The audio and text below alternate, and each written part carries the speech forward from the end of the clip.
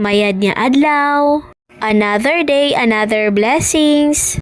Eto rin talaga yung gusto kong makita pagkagising ko sa umaga na nakaayos na nga at nakatupi na nga rin itong mga damit namin. Pero bago ko nga inilagay itong mga tinupi sa lagayan namin mga kamisis ay inuna ko na nga rin itong pagwawalis sa labas namin. Hindi na nga rin kasi kaaya-ayang tingnan yung kapal ng dahon nga dito sa gilid ng bahay namin at maging sa likod nga ng bahay. Nauna na nga itong ate ko sa paghawak nga ng walis mga kamisis at yung nakikita nyo nga ay naka-running shoes nga siya dahil nanggaling nga siya sa pagja-jogging. Nagpalit pa nga kasi ako ng damit dyan mga kamisis dahil nga nakapantulog nga ako. At paglabas ko nga mga kamisis ay kinuha ko na nga rin itong walis sa ate ko para makapag-umpisa na nga rin ako sa pagwawalis at hindi pa nga ang ganun kalakas yung hangin. Mag-aalas 7 pa nga lang dyan ng umaga mga kamisis pero tingnan nyo nga naman yung araw ay medyo masakit na nga ito sa balat. Heto nga at kumuha na nga rin pala ako ng itak mga kamisis para nga maputol ko yung sanga na nakaharang nga sa daan ko. At kung napapansin nyo nga pala mga kamisis na dito ko na nga rin pala itinambak yung sirang playpen nga ni Baby Darina at saka yung sirang upuan nga ni Ate Blessy. Tinanggal ko na nga pala muna yung nakatambak sa gilid nga ng bahay mga kamisis para nga mawalisan ko yung ilalim. Medyo nahirapan niya akong tanggalin yung ibang mga dahon na sobrang nakadikit na nga sa lupa. At isa pang ang struggle dito mga kamisis dahil maraming ang bato ay pinagtatanggal ko nga muna gamit yung paa ko para nga mawalisan ko nga rin. Buti na nga lang din talaga mga kamisis at mahimbing pa nga yung tulog ni Baby Darina kaya nga naman wala ring sagabal sa ginagawa ko at dire-diretso nga ito. Medyo binibilis-bilisan ko na nga rin yung pagkilos dyan mga kamisis at hindi ko nga namalayan ay dito na nga rin ako sa likod ng bahay namin nagwawalis. Mag-aasikaso pa nga kasi ako ng uniform ni Ate Blessy at may pasok pa nga sila. Habang winawalis ko nga itong mga dahon mga kamisis ay nagugulat naman ako dahil nagsisiliparan nga yung lamok. Dito nga rin talaga sa area na ito ang gustong-gusto nilang terhan mga kamisis at bala ko nga sana na magsunog ng mga tuyong dahon kaso nga lang ay baka magkaroon nga ako ng kaaway. Kaya nga naman para makaiwas nga ako sa gulo mga kamisis ay heto inilagay ko na nga lang din ito sa basurahan para nga maitapon. At ang plano ko na nga lang dyan mga kamisis ay susundin ko na nga lang din pala sa pagwawalis para nga hindi matambakan ng mga tuyong dahon at matirahan ng mga lamok. Gusto ko lang naman sana mga kamisis na makaiwas nga sa dengue kaso nga naman ay mas kailangan niya natin na umiwas sa gulo. No choice nga itong kamisis nyo kaya nga naman binuhat ko na nga lang din ito para nga madala doon sa dulo. Doon na kasi namin sinusunog yung mga tuyong dahon mga kamisis para nga naman kahit papano ay magkaroon niya dito ng usok sa amin at umalis nga yung mga lamok. Tinuloy ko na nga lang din yung paghahakot ng mga basurang inipon ko mga kamisis at kinalimutan ko na nga rin yung pagsusunog. At nang matapos ko na nga ilagay itong mga basura sa basurahan mga kamisis ay ibinalik ko naman ito nakatambak dito sa gilid ng bahay namin. Sobrang dami na nga rin pala itong walang laman na absolute mga kamisis at bala ko nga dyan ay tataniman ko nga ng mga gulay kapag nga may time na ako. At heto na nga pala yung itsura mga kamisis pagkatapos nga naming walisan itong gilid at likod ng bahay namin. At i-flex ko na nga rin pala sa inyo yung mga puno kung saan nanggagaling nga itong mga dahon. Pagkatapos ko nga ng pananghalian mga kamisis ay inasikaso ko na nga rin pala itong natupi na ngang damit para nga mailagay ko na nga sa lagayan namin. Kaya tuwang-tuwa nga pala ako mga kamisis at nagpapasalamat talaga ako dahil asawa ko nga pala yung nagtupi ng mga yan. Kagabi nga pala eksena ito mga kamisis at pinakiusapan ko nga pala yung asawa ko na bantayan nga si Baby Darina at dahil mag-voice over nga ako. At habang nag-voice over nga ako doon sa pwesto ko mga kamisis ay heto busy naman siya sa pagtutupi ng mga damit namin. O diba kahit pagod na nga yan galing sa trabaho pero kapag ka nga talaga yung asawa mo ay nakakaintindi rin sa gawaing bahay na ginagawa mo ay talaga namang tutulungan ka niya. Kaya alam nyo ba mga kamisis, ma-share ko nga sa inyo na ganun kagaan yung buhay naming mag-asawa dahil iniisip namin yung yung pagod ng bawat isa. At sobrang magkasundo talaga kami mga kamisis sa lahat ng bagay, kaya nga minsan nakakaboring din dahil hindi talaga kami nag-aaway. Kaya kahit wala ako sa mood at gusto ko siyang awayin mga kamisis ay maiinis ka lang din talaga dahil hindi kanya papatulan. Sabi ko nga sa kanya minsan ay pahiramin niya nga ako na mahabang pasensya. At heto na nga mga kamisis, saglit nga lang din pala ay naayos ko na nga rin at nailagay ko na nga rin sa kanya-kanyang lagayan ng damit namin itong mga tinupi ng asawa ko. At nitong hapon nga mga kamisis, dahil nga na-miss ko nga magluto ng inabraw ay eto nag-asikaso na nga rin ako para nga pang ulam sa hapunan namin. Pinirito ko nga lang itong tilapia mga kamisis at pagkatapos nga naman ay naglagay nga lang ako ng kaunting tubig sa kaldero at saka sibuyas. Tinakpan ko nga lang ito mga kamisis at nung kumulo na nga ay tinimplahan ko na nga rin ito ng magic sarap at saka inilagay ko na nga rin itong malunggay. Pinakuluan ko nga lang pala ito mga kamisis ng 2 minuto at heto na nga rin pala yung aming ulam sa hapunan. Yun lang, maraming salamat!